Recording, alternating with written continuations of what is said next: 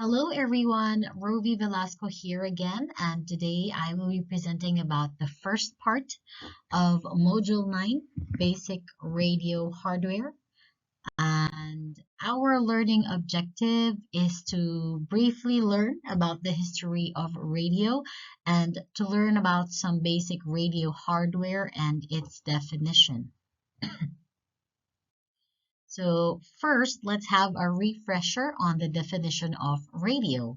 It is a technology that uses electromagnetic waves to transmit audio signals, allowing people to listen to music, news, and other programs over the air. Now, there are two main types of radio, namely the amplitude modulation or AM. Varies the strength of the signal and is often used for news and radio drama. And the next one is frequency modulation or FM, which varies the frequency of the signal, providing better sound quality and is commonly used for music. Now, I will not go beyond these definitions and will move forward to the brief history of radio. However, as we know, the history of radio is a long one, and in my report, I focused on the key milestones in the history of radio. So, the history of radio is a fascinating journey of technological innovation and communication evolution. So, the early experiments in the late 19th century, the groundwork for radio began with experiments in electromagnetism. So, in 1864, James Clerk Maxwell theorized the existence of electromagnetic waves, and Heinrich Hertz demonstrated their existence in the 1880s. Next is wireless telegraphy in the 1890s. So this is Guglielmo Marconi, and he is often credited with developing the first practical radio transmission system.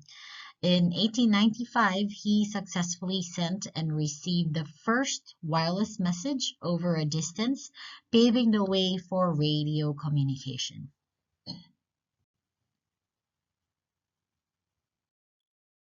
Next is the first radio broadcast in 1900 to 1920s. The early radio transmissions were primarily used for point-to-point communication, especially in maritime settings. So the first voice broadcast is attributed to Reginald Fessenden in 1906. And the 1920s marked the start of regular broadcasting with stations like KDKA in Pittsburgh airing news and music. Next is the golden age of radio in 1930s to 1940s. Radio became a dominant form of entertainment and information. So families gathered around radios to listen to news, dramas, and music. Iconic programs and personalities also emerged during this era. Next, I highlighted World War II in 1939 to 1945. Radio played a crucial role in wartime communication, propaganda, and news dissemination, with broadcasts reaching millions. So here is a photo where they used radio as their form of communication.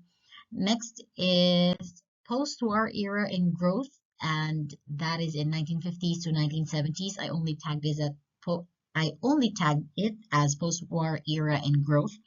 So television began to compete with radio for audiences, but radio adapted by focusing on music and local content. FM radio emerged, offering better sound quality and a different listening experience. And lastly is the technological advancements in 1980s up to the present time. So the rise of digital technology transformed the radio with the introduction of satellite and internet radio.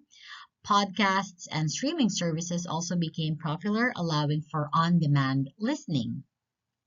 And today, radio remains relevant, evolving with technology.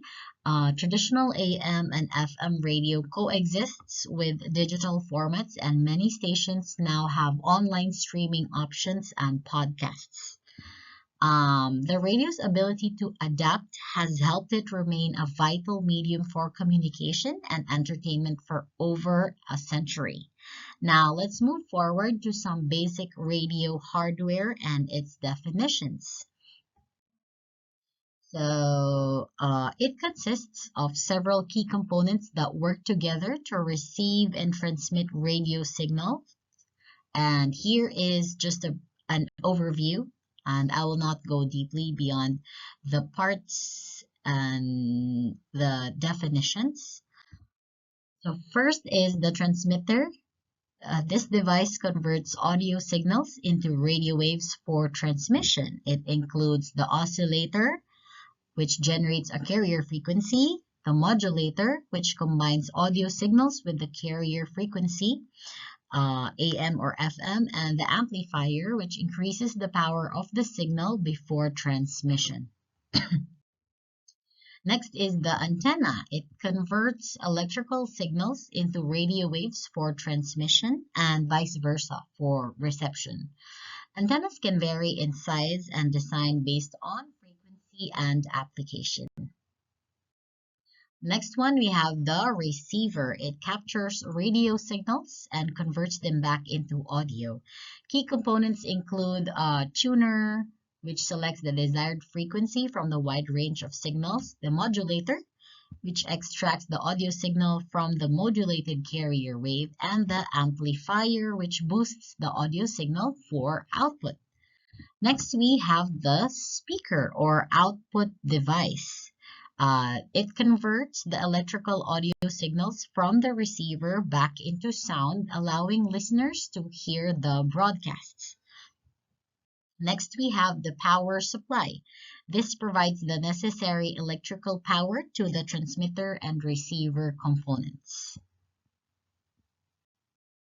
Next is control circuits. They manage the operation of the transmitter and receiver, including tuning, volume control, and modulation settings. Next, we are all familiar with this, the microphone. For transmitting audio, a microphone captures sound waves and converts them into electrical signals for the transmitter. Now, these basic components can vary in complexity depending on the type of radio system, but they all serve the fundamental purpose of transmitting and receiving information through radio waves. Now, for my discussion questions, my first question is, what role did radio play in significant events like the World War II? And my second question, how do you see the future of radio in this digital age? That is it for me. I'm looking forward to seeing your responses in my discussion questions, and thank you everyone for listening. Here are my references for my report.